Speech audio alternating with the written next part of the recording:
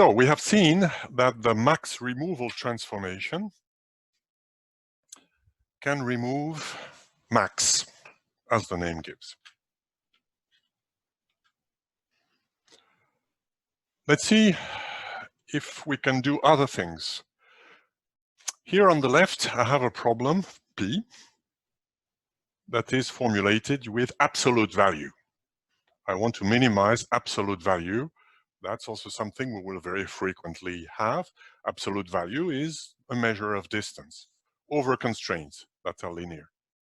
Here I'm proposing two transformation of P. Is it true that any of those is equivalent to P?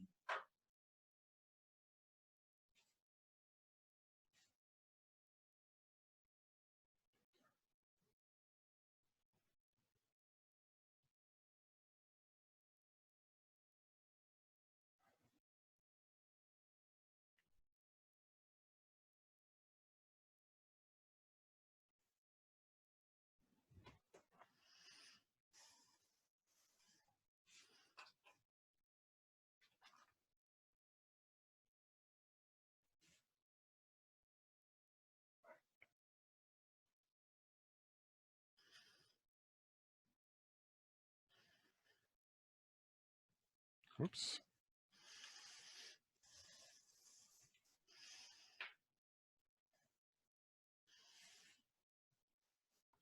I close the poll. And the majority says A, which is the correct answer. Because the absolute value can be expressed as a max. It's not the most standard way we think of the maximum of the absolute value. We think of absolute value as you take a number, you remove the sign, which is true also. But another way to think about it is the max of a number and its opposite. Therefore, the objective function, which had the absolute value in its expression, can be written as the max of two things, which gives us the formulation A given here. So take-home message, if we have absolute values in objective function, of course the absolute value is a convex function, but more than convex, we can really make everything linear by adding a variable. That's a very standard trick. This is why packages for solving convex problems will not have functions for the absolute value, because they assume that you're able to do the transformation that we just saw here.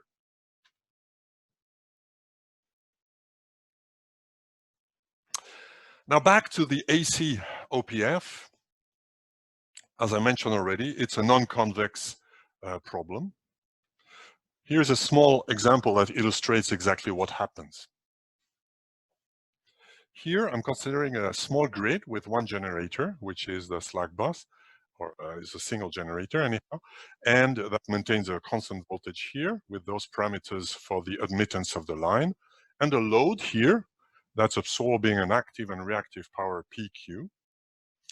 And I'm writing the power flow constraints that the voltage magnitude at node 2 should be between 0.95 and 105. So at node 1, the voltage is 1 because G is a PV node, is a slack bus, and 2, therefore the voltage can be anything. And here is the set of constraints shown in red here in the PQ plane. So Q is on the x-axis, P is on the y-axis. So we see that P could be positive or negative. A positive P means that this node is in fact a generator here, in which case this one will need to absorb.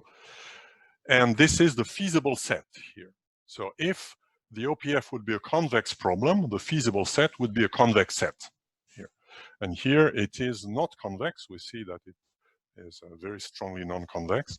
Of course, if you look carefully at the values, you will find that the values are very large. Here it's in per unit, so values of 5 are huge, in fact. So most of the time, we operate in this region here, where it is slightly non-convex, but not too much. It is non-convex because of this edge. But if we convexify the problem, we might take an interior part that is not very different, but still it shows exactly what happens. This edge here will provide a non-convex set of feasible points here. In particular, if I'm optimizing a function that's linear in PQ, for example, if I optimize something where the level sets, the constant values are on lines that are vertical, for example, I might find two optimal points, one at each corner here. So this is the problem. The AC OPF is non-convex. So there has been a number of solutions that have been developed. In this course, we will see only the simple ones, the ones that are easy to implement in practice. And the most widespread one is the DC approximation. It is widespread in the context of transmission networks. Why transmission networks? Because in transmission networks, the resistance of the lines is typically much smaller, much means by a factor of 10 typically, than the reactance of the line. Here, for example, here is a grid where, which also is equivalent to saying that the conductance is less than the susceptance. So I'm using many words in ands. Here I'm giving a sheet for the impedance is resistance plus J reactance, admittance is conductance plus J susceptance, and impedance is inverse of admittance. So the real part of the impedance or of the admittance is typically much smaller than the imaginary part. This again happens in very high voltage or medium to high voltage grids. And in such grids, then the power flow equations can be approximated fairly well. We will see what fairly means in a minute. In particular, in such grids, the voltage magnitudes remain very close to 1. We've seen when we've done the AC OPF that there was a drop in voltage when most power was generated from 1, but this drop was always small.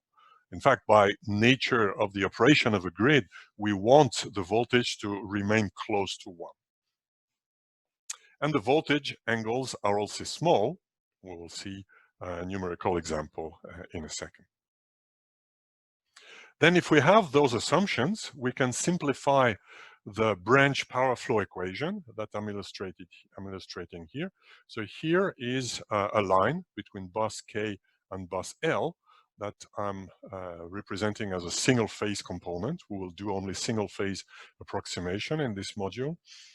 The line can be represented as these elements here, shunt elements between the line and the ground, and an admittance element, a longitudinal element that has a given admittance here, which is given by those parameters in Z or in Y, Y being the admittance, Z the impedance, and one is the inverse of the other. And we know from the previous module that the power flow equations are given here. So the power flow that goes into the line is equal to the formula we had before, minus the power that flows into the shunt elements, which is this term here. So that gives us this equation. Here, everything is complex numbers. So the equation is given here, if I expand everything. And I'm interested in particular in the active power flow. The active power flow is the real part of all this stuff. The second term is purely imaginary, so we can ignore it when we look at the real part here. In the DC approximation, I will assume that the resistance is 0, which means also that G is equal to 0. G is the resistance divided by the module square of Z, so it will be also negligible compared to B, so we set it to 0. We also assume that the voltage magnitude is 1, so the product of V and V conjugate will be equal to 1, and that the voltage angles are small, and we will use this to express that. So the complex voltage is equal to the magnitude of the voltage multiplied by the exponential of the angle, and we will do the first term Taylor expansion of the complex exponential, which gives us 1 plus j theta k. So if we use those terms, if we plug them into the exact formula that was given here they're given in rectangular, in complex numbers. Now I expand the complex number in polar coordinate by considering the module of the voltage and its phase here. This is the formula I obtain. And now if I apply the approximation I had before, I replace module of V by 1, and I replace exponential by 1 plus j the angle. I obtain all this, which is simply equal to minus b. B is the imaginary part of the admittance. So minus b times theta k minus theta l.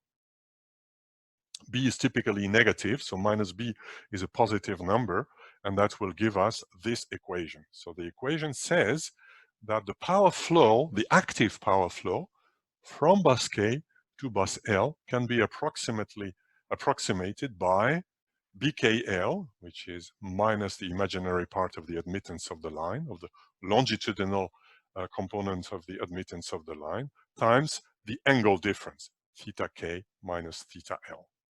So it's like a potential flow equation that says that the flow in the line is proportional to the difference in voltage angle here.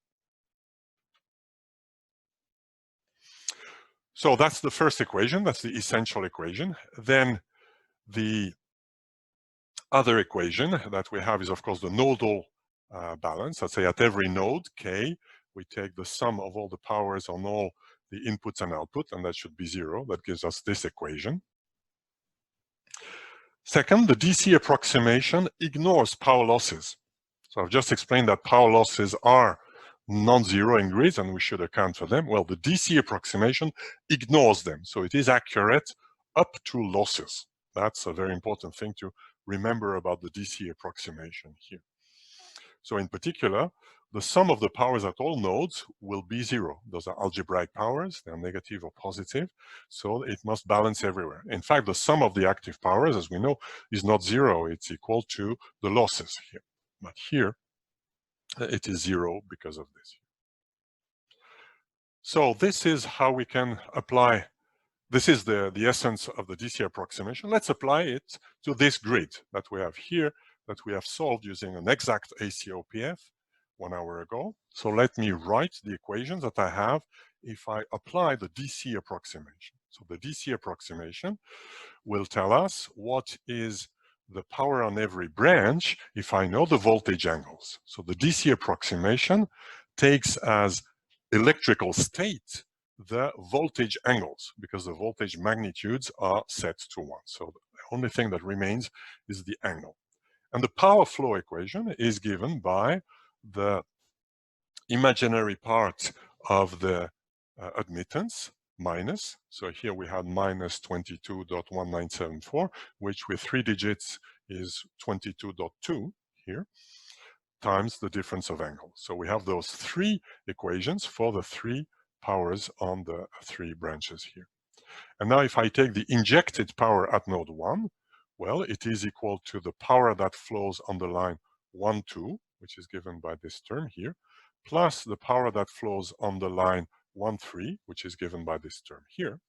So we see that we have simplified load flow equations where I have the electrical state, theta 1, theta 2, theta 3, that is related to the power injections.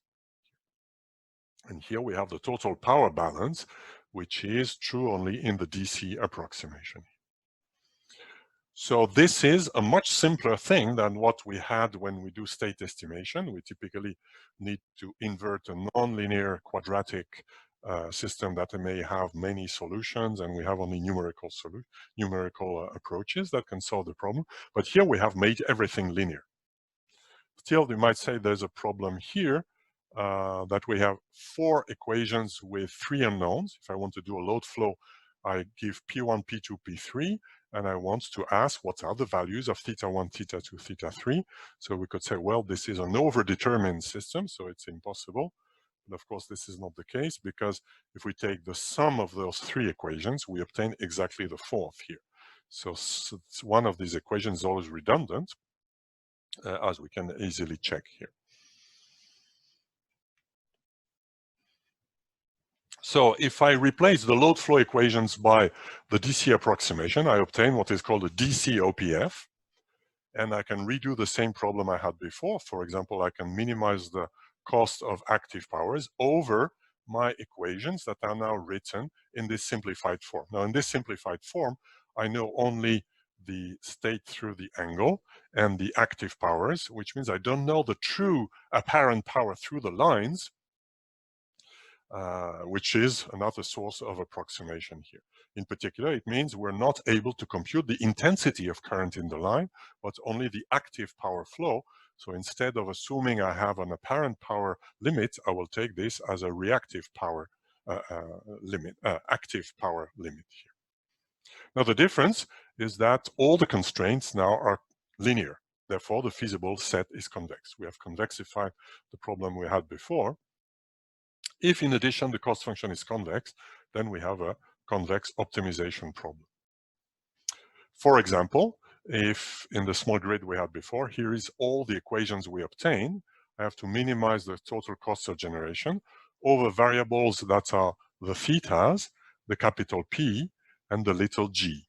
G are the generator set points, theta is the electrical state, and capital P is the active power flows on all the branches. Here are all the constraints. Some of the constraints are the load flow equations. They are given here. This is the power balance. This is the power flow equations of the DC approximation on each line. And those are the power constraint on each of the lines. And those are the generator constraints. I redid the solution that we did before now approximately here. And this is the solution I obtained with the original numbers. We see that it's not accurate, of course, because the losses are zero, but it's not too far. In particular, it gives the same behavior. The G1 is saturated, G2 is not, and the line 2, 3 is saturated. We have 200 megawatt of active power. In the approximation, in the true value, we had 199 dot something of active power plus some reactive power. So the we see that the approximation is fairly accurate. In fact, it is so accurate on transmission grid that this is the one that is used to do the markets, the energy market in the transmission grids. To clear the markets, we do a DC approximation to see whether all the flow, to solve the optimization problem that the market poses. Then, of course, we will have losses that are not accounted for, and there are mechanisms in the market to attribute the losses after the optimization is done. We see in particular that the marginal prices are not exactly the same, but they are very close to the true value. And we see also the angles here. So the angles are very small. However, if the angles are truly the variables that dictate the flows, because if I ignore the voltage drop that on this line, we will see that the active power flow is flowing from 1 to 2. So there will be a magnitude voltage drop. The true voltage at 2 will not be 1, but the value of the voltage magnitude is not telling us a lot about the power flow. At first order, what gives us the value of the power flow is a difference in angle. So that's a very important take-home message from the DC approximation, and this is why the DC approximations works fairly well. It is because the angle is the first order symptom of the power flow. In particular, we see that if the angle becomes negative and more negative here, the power flows in this direction. So in fact, the angles play the role of an altitude. You imagine a reservoir with some water here that's flowing, and the only way you have to orientate the power flow is by playing with the altitude of those different pipes here. So we see that this has to go down a bit. It drops by 30. Here it goes down more. It drops by 210. And then once you have set up the altitude of 2 and 3, then you are forced to have a power flow from 2 to 3, because the flows will follow exactly the difference in angles, which I, in imaginary explanation, quoted as altitude here. So that's, in that sense, the DC approximation is very important because it gives us a mental model to reason about how power flows in a grid. In a computer network, I can flow the data in any direction as I want. In a computer network, I can decide by setting the routing tables that nothing or the amount, the volume that I want flows from 2 to 3. And I could do that independently of how much flows from 1 to 2 and 1 to 3. For example, here, because this line is congested, I might want to flow more from 1. I would like to have a lot of power that flows from 2 to 1 and to 3, because this is the cheapest generator. This is what we would like to do if we could play with the flows as we want. But we cannot play with the flows as we want. The flows follow the laws of electricity, and they follow here the decreasing voltage angles. So if we have a solution in this sense, we cannot have power that flow from 2 via 1, because the power would have to go up in order to go down again, and this is not possible by the laws of electricity. So this helps us visualize the laws of alternative current grids in a way that is not exact. In reality, those are all complex numbers. Things are two-dimensional everywhere. It's not as simple as what I said. But in transmission high voltage networks, this is a good approximation. Same as before, if I release the line capacities by multiplying by 10 the power limits. So here they are apparent power, but in the DC approximation they are taken as active power. Then we find qualitatively the same. We see that the power will now flow from 2 to 1 and then from 1 to 3. And this is seen here that the angle at 2 is now positive. Therefore, power flows from 2 to 1 and from 1 to 3. As we would like it to be. But now this is possible only because when we set up the value here, we cannot prevent some amount of power from flowing from 2 to 3, because the angle in 3 is very negative. If the angle in 2 is very positive, then there will be some power that will flow here. We cannot prevent it from happening. We would like to prevent it if the line capacity is 200, but this is not possible here. We will see also that the marginal prices now have become the same everywhere. This is because there is now no loss. So it's exactly 15. In the true AC approximation, it was close to 15, but not exactly, because the losses were different a bit everywhere. Voila, this is the DC approximation. Why do we use it? Well, because it's very simple. And in particular, because we have to solve problems that can be very complicated, even if everything is linear. This is the so-called unit commitment problem. In everything I've seen so far, I had only to choose continuous variables. I had to choose which amount of power is produced by every generator. But when we run a grid, we also have to take integer decisions or binary decisions. For example, we may decide whether we cut a branch or not. In many grids, there are lines that are redundant that can be open or cut. If I open a line, the power flow will follow different path than if I cut it. And depending on the complex arrangement of power, we've seen that the power flow, we cannot control individually on every line how it goes. We can only set up global variables at every node, which are the angles, and then it will follow the difference in angles. So cutting a line or not may be necessary if I want to put a very high, for example, in the example we had before, if I want a lot of power to flow from 2 to 3, and I had 2 lines in parallel between 2 and 3, I may want to open one of the lines here. This is a binary variable. Another type of binary variable is when we have high startup costs. Thermal generators typically have high startup costs. I mentioned that they have ramping limits, but not only they have limits on how fast they can start or how fast they can accelerate, but they have also a cost of starting. If you have a thermal generator that is off, it costs some fuel and some work to make it start. You need to heat it up. So if it is not started, it's not the same as if it is started. Even if it is started at minuscule power, it is not the same. So there is a jump in the cost depending on when we start it or not. So we can easily incorporate that in the problem. Writing the problem is easy. I introduce binary variables, which are the W's, which are equal to 0 or 1.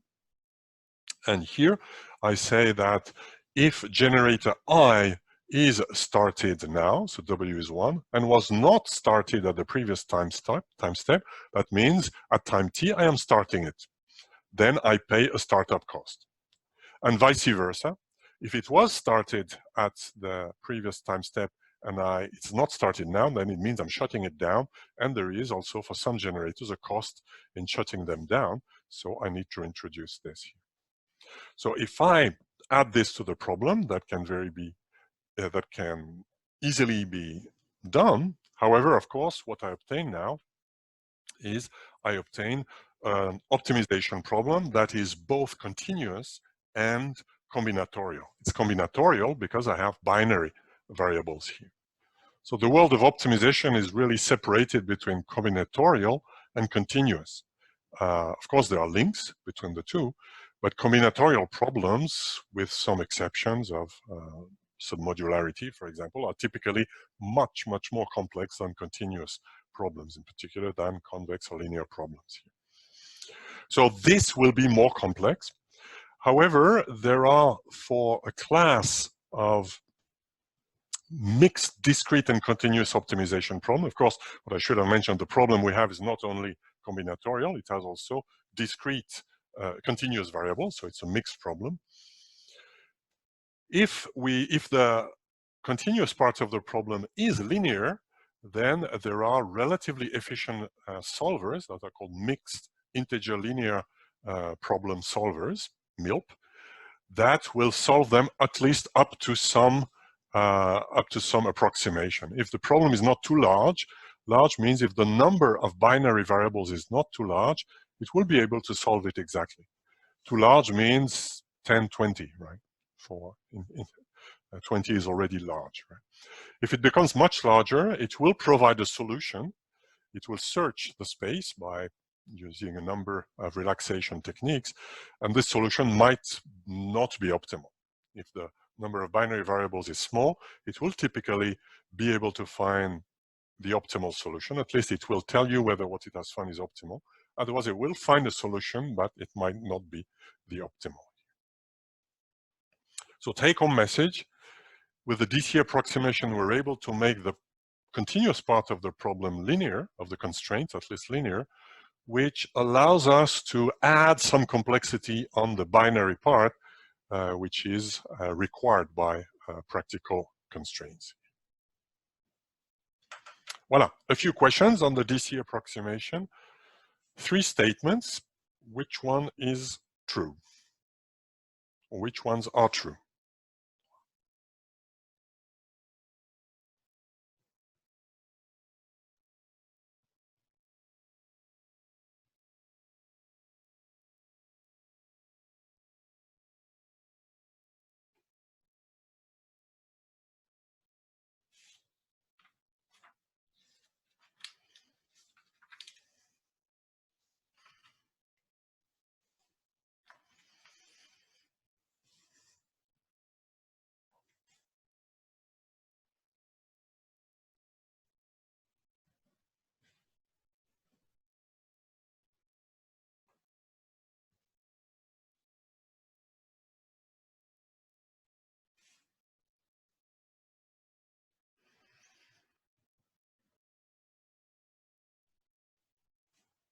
I close the poll. It has converged to the correct majority votes. D is the correct answer. Line resistance are taken to 0. That's the first and most important part of the DC approximation. Voltage magnitudes are set to 1. In fact, that's a consequence of the first. Voltage drops largely due to line resistance, not only, but largely due to that. Voltage angles are set to 0, of course not, because with the DC approximation, the electrical state is the voltage angle. One more quiz. 3 statements again. Which ones are true?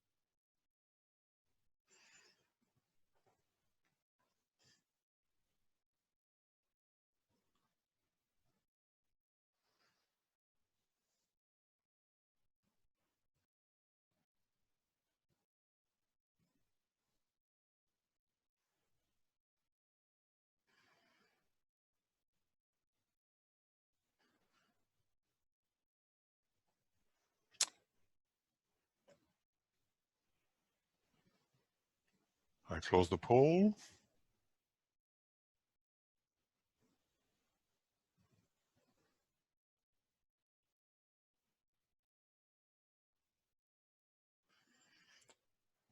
A small majority says D, which is also correct. Branch power flows have equal magnitudes in both directions. That's true. This is because there is no power loss, both directions of a branch. There is no power loss in the branches. Well, this is the root cause of A, so A and B are true. C, well, it seems yes, but I tried to make sense of it. I could not. So what I found is that, in fact, no, if you do the DC, if you have a DC grid, what is the state? What is the electrical state in a DC grid? Well, it's the voltage at every node, like in an AC grid, but the voltage is now a real number. But the power flow on the circuit is then quadratic in the voltage, so like in the AC grid. So in fact, the DC grid is not easier from the power flow equation. We also have a doing state estimation is also based on inverting a big multi-dimensional quadratic problem, which is not much better than an AC grid.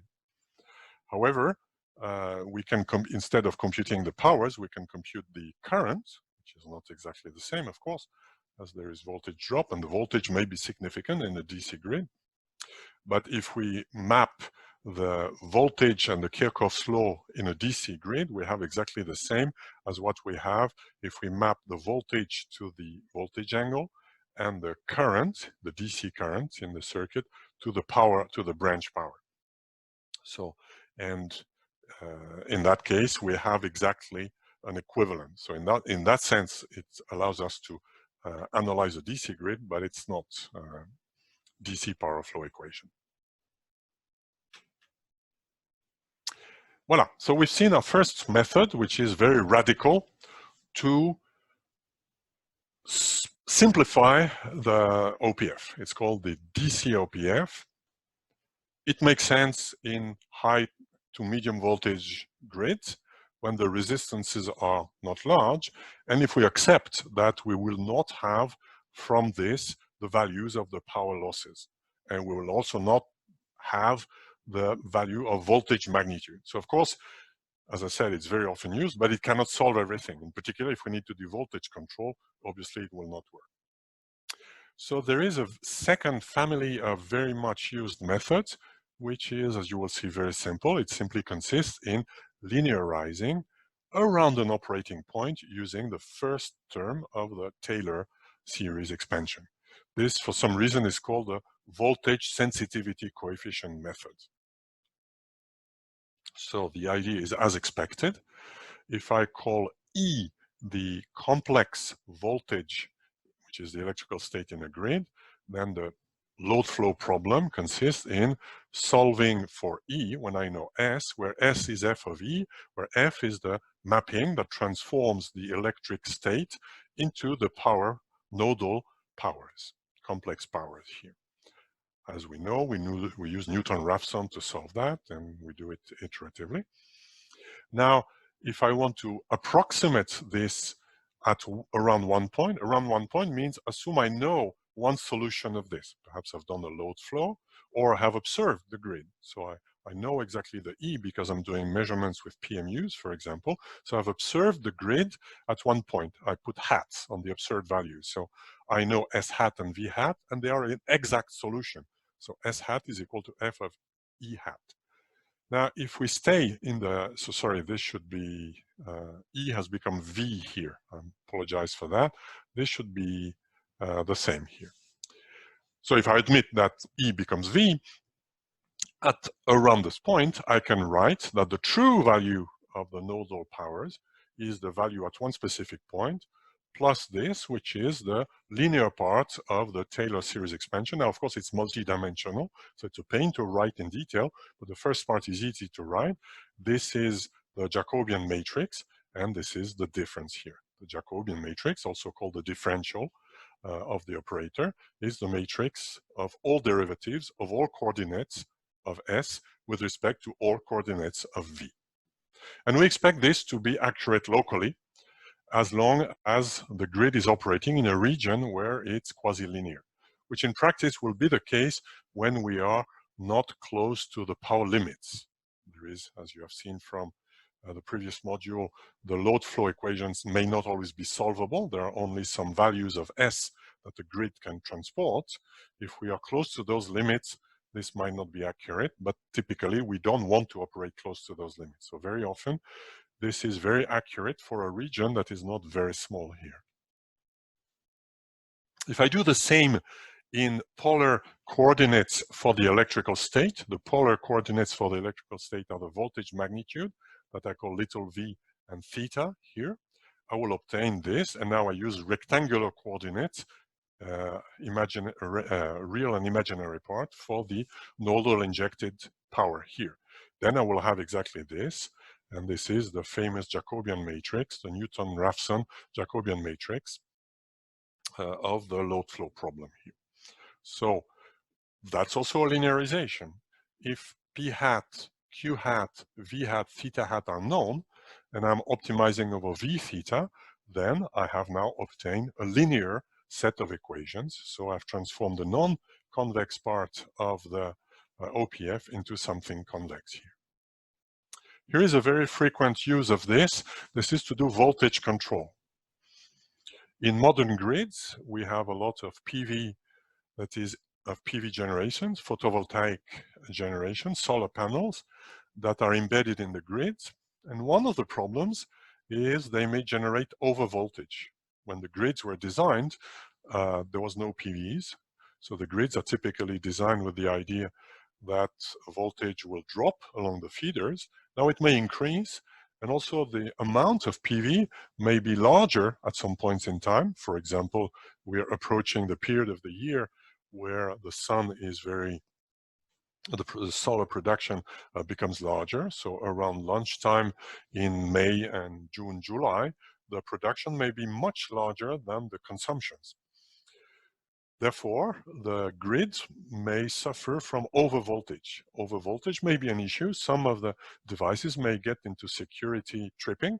They stop operating, things like lifts or a lot of electrical machines. So that is one of the problems of the PV generation. How can we solve it? Well, typically we will need to control something in the grid. What is the control? The control may be set points of a transformer at the end of the feeder. That's if you have a modern transformer, or also you add some more loads, or you play with the generation. For example, if this grid has some embedded generation, like the Lausanne grid has a generator that's included in its grid, in Pierre de Plon and other small hydro generators, then you can reduce the amount of generation when the PVs are producing a lot. So therefore, you would avoid the overvoltage problem. How can we cast this as an OPF, optimal power flow? Well, by simply putting into the objective functions, that's one way, something that will penalize a deviation from the nominal value of the voltage magnitudes. I've taken here the absolute value. I could have taken square, but absolute value has a benefit that, as we have seen before, that will make the objective function linear.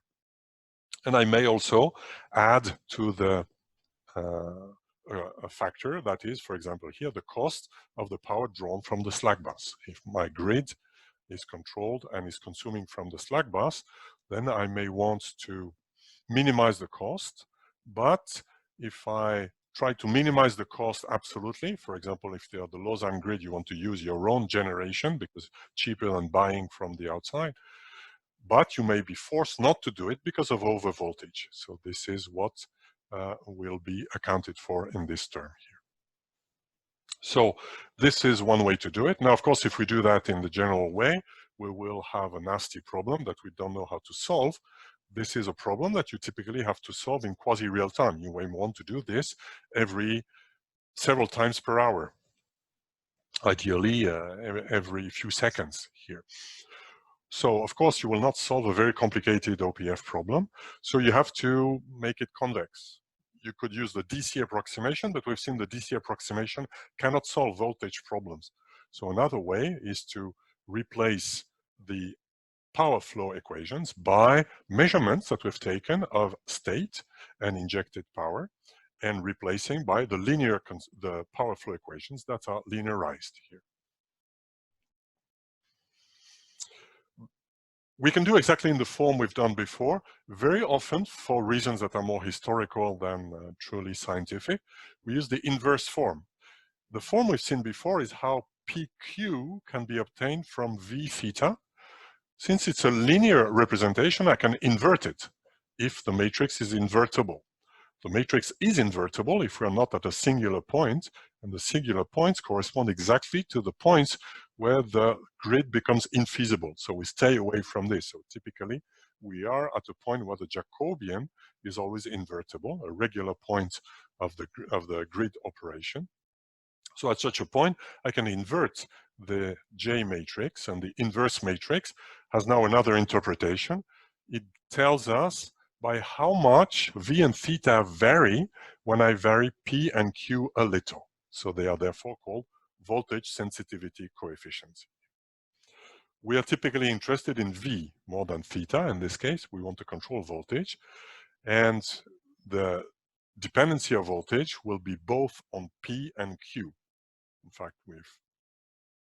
we've discussed in the DC approximation the importance of theta on the power flow. Another thing is the importance of the reactive power on the voltage here. So this is captured by this sensitivity coefficient. So if I come back to the problem I had before, I'm proposing here two possible formulations of the voltage control problem. I have replaced the power flow equation by this or by that. Is any of the statement I'm making here true?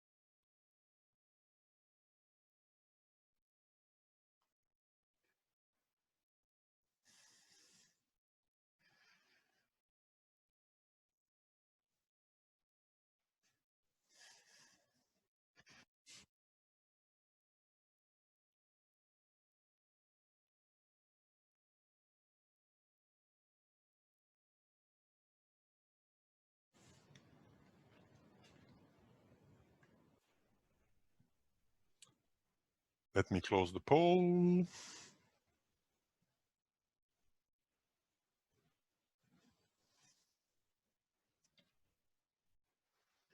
Short majority says A, which is the correct answer.